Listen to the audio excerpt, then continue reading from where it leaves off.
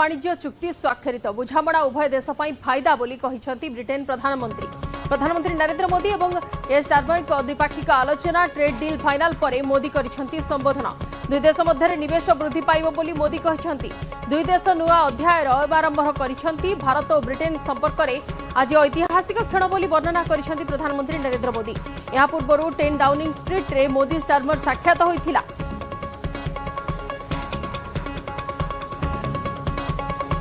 यह समझौता मात्र आर्थिक साझेदारी नहीं बल्कि साझा समृद्धि की योजना है।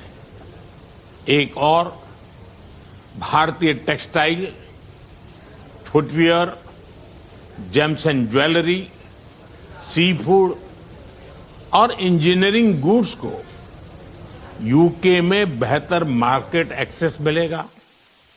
भारत के एग्रीकल्चर प्रोड्यूस और प्रोसेस्ड फूड इंडस्ट्री के लिए यूके की मार्केट में नए अवसर बनेंगे। भारत के युवाओं, किसानों, मछुआरों और एमएसएमई सेक्टर के लिए यह समझौता विशेष रूप से लाभकारी सिद्ध होगा। वहीं दूसरी ओर भारत के लोगों और इंडस्ट्री के लिए यूके में बने प्रोडक्ट्स जैसे मेडिकल डिवाइसेस और एरोस्पेस पार्ट सुलभ और किफायती दरों पर उपलब्ध हो सकेंगे। डबल कंट्रीब्यूशन कन्वेंशन पर भी सहमति बनी है। इससे दोनों के सर्विस सेक्टर, विशेषकर टेक्नोलॉजी और फाइनेंस के उसको एक नई ऊर्जा मिलेगी। ईज ऑफ डूइंग बिजनेस को गति मिलेगी।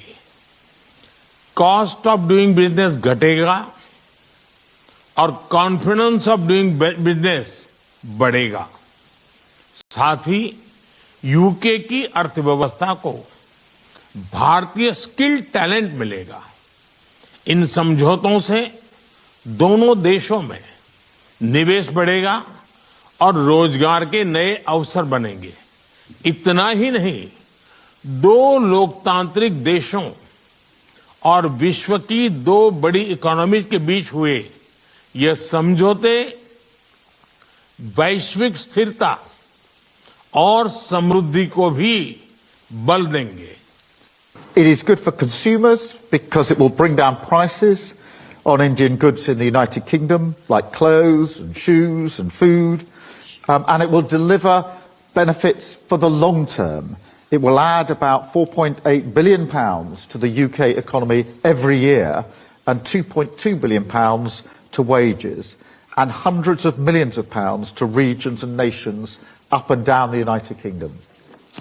But it's one of the most comprehensive deals that India has ever done. So thank you, Prime Minister, for your leadership and for your pragmatism. And I'd like to thank everybody who's worked so hard to get this deal over the line.